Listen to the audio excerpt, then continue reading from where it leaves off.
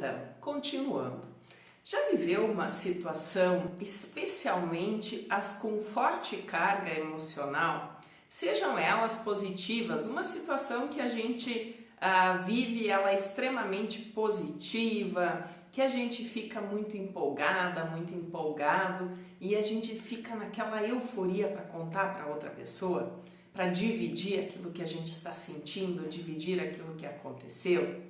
Assim como também quando acontece uma situação negativa, um fato negativo, um acidente, um grande susto, uma situação que desencadeou grande estresse. Como que a gente fica, né? Muitas vezes a gente quer dividir isso com a outra pessoa. A gente quer contar isso, quer explicar os detalhes, recebeu um diagnóstico, passou por um procedimento de saúde e aí quando encontra amigos, familiares, a pessoa conta em detalhes, fala várias vezes, quando encontra uma outra pessoa conta novamente, né? Então o fato de contarmos, de falarmos, de conversarmos sobre aquilo que estamos vivendo é fundamental para a elaboração daquilo que estamos sentindo.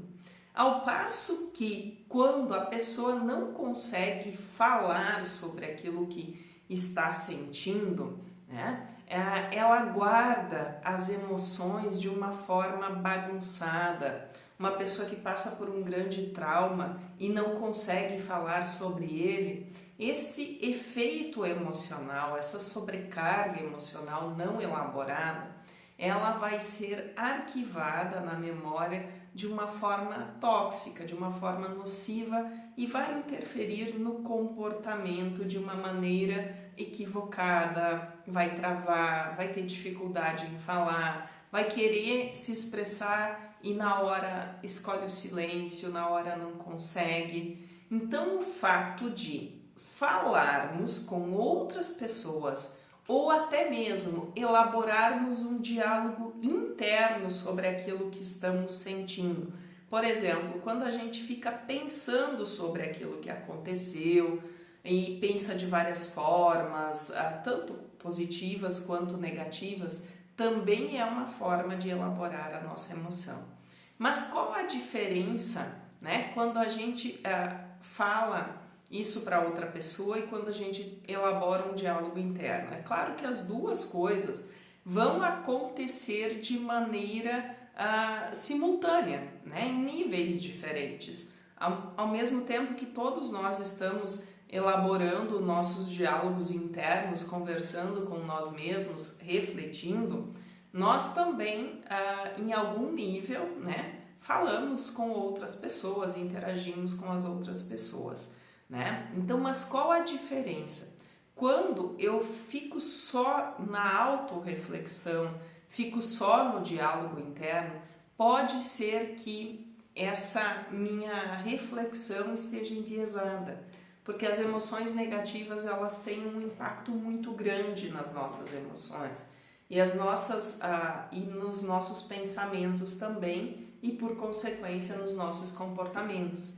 Então talvez a gente não consiga enxergar, né? A pessoa não consiga enxergar, você não consiga enxergar todas as possibilidades, enxergar por outra perspectiva, vai ter um olhar enviesado, tendencioso, de acordo com o seu nível de envolvimento com a situação, e isso pode gerar um comportamento equivocado, um sofrimento excessivo, né? Prejudicar o relacionamento com outras pessoas. Então é fundamental que, além de refletir, a gente converse com outras pessoas. As outras pessoas, amigos, familiares, é excelente a gente conversar. Porém, muitas vezes, essas pessoas, por mais que gostem de você, que tenham um vínculo, nem sempre têm uma estrutura emocional ou um entendimento para te dar uma orientação, para te dar um suporte. Por isso que a gente está aqui, né? Para estudarmos juntos, para dividirmos informações, para termos mais recursos, desenvolvermos mais recursos para pensarmos de uma maneira mais assertiva, para entendermos as nossas emoções de uma maneira mais coerente, mais descontaminada de emoções tóxicas, de pensamentos enviesados, e isso muda tudo. Por quê? Dependendo da situação, quando eu divido com a outra pessoa, não é? A opinião da outra pessoa pode me direcionar para um lado ou para o outro lado, e isso estar muito próximo àquilo que eu quero ou muito distante, né? Então, sempre converse com as outras pessoas, sempre que você puder, escolha um ambiente mais seguro para conversar, escolha uma pessoa que você confia, né?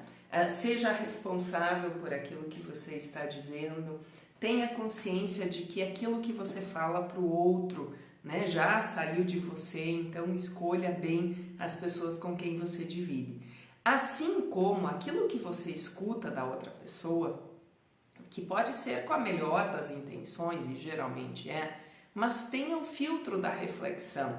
O que eu quero dizer com isso? Pare para refletir se aquilo que o outro está te dizendo faz sentido para você. Se aquilo que o outro está sugerindo é o que você de fato quer na sua vida. E entenda que a decisão ela tem que ser tomada por quem tem condições de arcar com a consequência daquilo que foi escolhido. Então é fundamental entender que se eu escolhi com base naquilo que o outro falou, a escolha foi minha, a decisão foi minha e depois eu não posso transferir responsabilidades.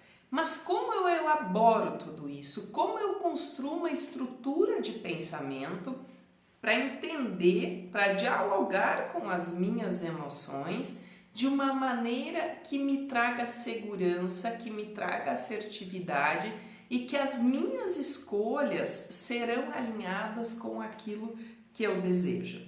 Vamos para o próximo vídeo e a gente vai fazer esse exercício de estruturação de pensamento para dialogar com as emoções, entender e ir para o pensamento, para o comportamento, para a escolha da ação de uma maneira bastante assertiva. Te encontro no próximo vídeo.